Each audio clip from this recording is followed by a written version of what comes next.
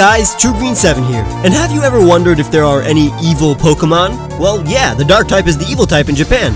There's your answer. Make sure to leave a like and subscribe. Did the people who fell for that leave yet? Good. Now it's just you and me. Turns out most Dark types aren't truly evil. We may actually find some genuinely wicked Pokemon outside the Dark typing. If you really want to see why various Dark type Pokemon are, well, Dark types, you can check out the video Loxton made that explains just that. But first, how about we define what evil is? Evil doesn't equal bad or even aggressive. There are two ways we're going to use the word evil in this video, and it'll help rule out Pokemon that you may have thought were evil. Evil can be anything that is profoundly immoral and malevolent. That means anything that harms others on purpose and with delight. The other kind of evil is supernatural evil. Bad deeds that are beyond human nature or that we just can't even comprehend. But that means that Pokemon that do seemingly unjust things for their own survival, protection, or sustenance aren't actually evil. For example, lions hunt and kill. Doesn't make them any less moral. They're doing it because it's in their nature and it's the only way that they can survive. So I'm not gonna blame a Yveltal for tearing its prey into shreds, cause what else can it do with those hands? It has no thumbs, it can't plant crops to eat. When you can't hold a hoe, you turn to hunting. You may say, hey Ron, but these Dark types are literally evil type Pokemon. But that's the thing, if something is born to act a certain way and therefore can't help the way it acts, is it truly evil for doing all that it knows? I don't know, humans have been trying to answer that question for ages, but that's why we're ruling out the following Dark types. Pokemon who are aggressive hunters like Umbreon, Mightyena, Liepard, Houndoom, Weavile, Bisharp, Sharpedo, and Crocodile aren't evil in my mind, just hungry. Pokemon who use their dark powers for protection like Zoroark, Honchkrow, Scrafty, Tyranitar, Shiftry,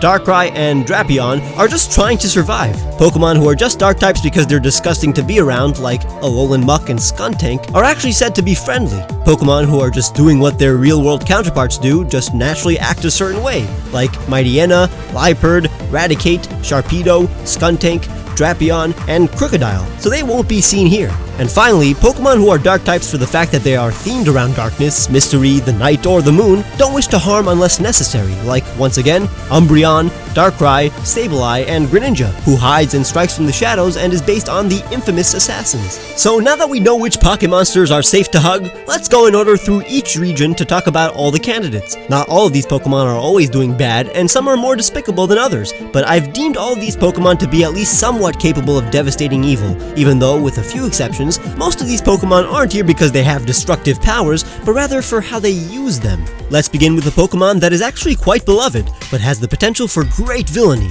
Ninetales. Throughout the video, I'll be mentioning how in order for a Pokemon to be evil, in my opinion, it has to know that what it's doing is wrong. Therefore, it has to be somewhat intelligent. That's why a lot of dangerous Pokemon won't be in this video, because they're just not smart enough to see right from wrong.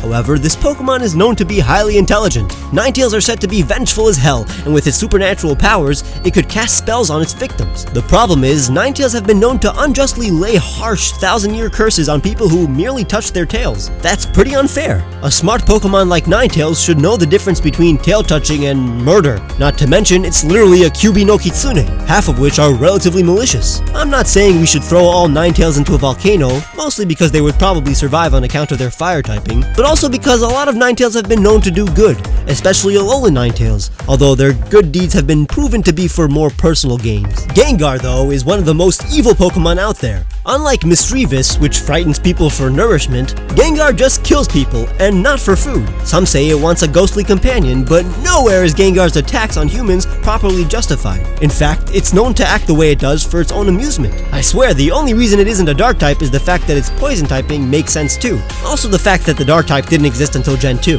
Hypno has also been known to do some shady things, if you count child abduction to be pretty shady. We know it can be helpful in treating insomnia, but does the good outweigh the potential bad? And while this kidnapping incident is described as just a rare occurrence, it comes up a lot in Hypno's lore.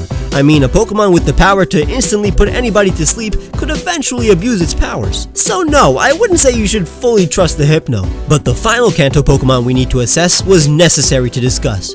Mewtwo was created without compassion, and that's really important to have in order to avoid harming others. Mewtwo is a sociopath who can't empathize with others. It's a savage and could be among the most evil Pokemon if it doesn't begin to fill its heart with compassion. Now it turns out that no Johto Pokemon, even the dark types that I banned in the beginning of this video, meet my tough criteria for being evil. So I guess living in the Johto region wouldn't be a bad idea. But if we jump to Hoenn, we'll notice some cruel monsters hiding among the tall grass, sand, and ash. Grumpig is literally the Manipulate Pokemon. It's one of the few psychic types that focus on manipulating the actions of its opponents. While we'll see another actual dark type that takes mind control to the extreme, it's never cited that Grumpig uses its psychic enhancing pearls to hunt or protect. There's a huge moral issue when it comes to controlling the minds of others, especially in the real world, but I don't want to straight up assume Grumpig does evil deeds while controlling its victims, so it's not a prime candidate for evil Pokemon, although some have known to become quite the bullies. Now the first dark type Pokemon here to actually earn its dark typing is Cacturne. Not because it hunts for prey in ragtag groups, which most animals do,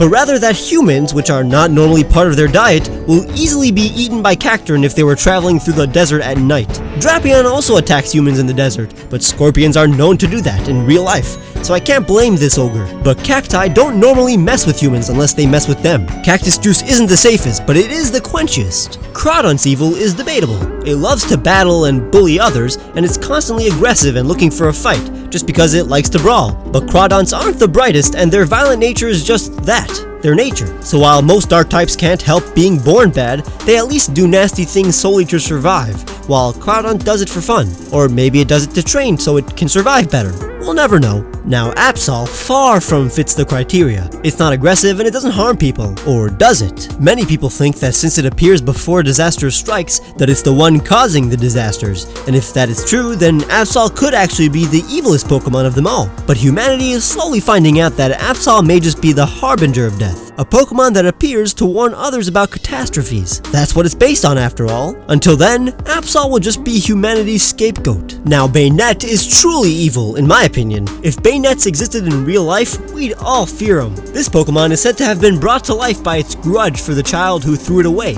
It's a possessed doll that wants to exact its revenge on children. That's definitely considered evil by today's standards. But some of the evilest Pokemon can be found in Sinnoh. Now, what's more evil than trickery? Unlike Hypno, who occasionally may steal a child or two, Drifloon's life goal seems to be kidnapping kids. This loon went to college and got a degree in killing children. The only reason this thing isn't a dark type is because it can fly. Imagine a dark ghost type. Oh wait, I did imagine it, and it looks pretty goofy actually. It's also not that evil, unless you're talking about the Forbidden One. The one we bound to the odd keystone so it may not continue its path of evil. Spiritomb, I mean, he who shall not be named, is a combination of 108 spirits, the most evilest of numbers. You can't look at Pokemon number 108 and say it isn't evil. This ghost dark type is definitely a candidate for evilest Pokemon. But it does turn out Frostlass is a good candidate as well. I mean, its favorite food is the souls of men. Okay, I'm gonna have to stay away. It only goes after men it thinks are handsome. Oh, okay, I'm safe then. Now here's a thing I thought I'd never say. I think Giratina isn't actually evil. Yes, it was banished for its destructive nature, but it was created for that alone. It is a fact that I constantly have to repeat because people for some reason don't think an interview with the creators themselves is enough, that Giratina represents antimatter, a necessary concept that helps tie this universe together. For every piece of matter, there is antimatter, and if they were to come in contact, there would be a whole lot of destruction. Giratina was created for this reason. While it's not literally made of antimatter, its personality represents it. It's just part of its instincts. But again, we could debate for hours. Now I was gonna put Cofagrigus in this list, but it turns out it only turns grave robbers into mummies. It's protecting itself against bad men, and women. I want to be inclusive. Jellicent knows what I'm talking about though. It was also going to be here, but all the ships that were sunk at the hands of Jellicent could be an act of this Pokemon protecting its habitat. But I'll still keep an eye out for this Pringle ghost. Hydreigon though is a pretty bad boy. I want to say that Hydreigon just doesn't know better. It's not the brightest Pokemon, but it doesn't excuse all the things that this Pokemon destroy, which is like everything. I get destroying a few things like this Neo-Nazi and Aromatisse, but it just destroys the good things too. It's just not fun anymore. But Thundurus does know better. Landorus is a good citizen, helping farmers and such, but Thundurus shoots lightning all over the place and causes forest fires. There's literally no reason to do that. Like why? Why do this? How does this help? This is not the face of a good person. I mean, it technically is since Landorus has the same face, but you get the point. But if we move on to Kalos, we'd encounter Pangoro, which is explicitly said to not be bad. He's apparently a pretty cool dude, so he was never up for consideration. But on the other side of the baguette, we have Malamar. His name pretty much spells out the fact that this is one bad squid. It controls any being to do what it wants, not just prey. It's even known to be used by villains for nefarious purposes. It's very intelligent, and as the frontrunner on our list, it's filled to the brim with evil! Now you would think Yveltal would live up to its name, but here's what I'm thinking. While it is the Pokemon of destruction and death, it's part of the natural cycle of this planet. It deconstructs while Xerneas reconstructs, and Zygarde makes sure that all is in order and flows well. Everything that this trio does is necessary. Most importantly, it kills for the sake of its own life, not for evil purposes. When it's about to die, it sucks up the life force of any living being around it and slumbers for centuries, only to wake up and continue the cycle of life and death. So no, I don't think Yveltal is a bad bird, but Hoopa is a meanie genie. In its unbound form, Hoopa is pretty sinister. It's greedy and selfish. It's based on Jinn, which are usually depicted as malevolent. It's possible that it just doesn't know better, but until we know, I'm just gonna leave him here. Maybe on the bottom of the list. Over in the Isles of Alola, an odd starter Pokemon choice is Litten, because its fully evolved form is pretty dangerous and mean. It's violent, selfish, and egotistical. It won't bully weak Pokemon or maybe even weak trainers, but it's not willing to help others unless it will help him get stronger somehow. I'm not saying it's evil, but I wouldn't group it with all the dark types that only do harsh things for survival or out of necessity. And finally, we have Gus Lord. While it can lead to utter destruction, considering it never stops eating, I wouldn't say Gus Lord is evil by our standards, considering its biology doesn't allow it to stop eating. It physically can't. To Gus Lord, it's as essential as breathing, and I don't want to live on a planet where breathing is considered immoral. But on the other hand, this Pokemon could end life as we know it, so while it's not intentionally evil, Gus Lord would produce the evilest outcome. That being said, I think the only Pokemon that I could truly say are evil, for the most part, would be Gengar, Banette, Spiritomb, Frostlass, Thundurus, and Malamar. And maybe even Drifloon and Cacturne. The rest are only possibly evil, but definitely have a good amount of exceptional examples. I mean, even I've trained a Gengar and it's never tried to take my life force, so ultimately it's all about love. Love can endure anything and can make pocket monsters out of monsters. But if you are super interested in evil Pokemon, or dark types as they are known here, then come check out my video in which I describe in detail why every single dark type Pokemon was given its dark typing.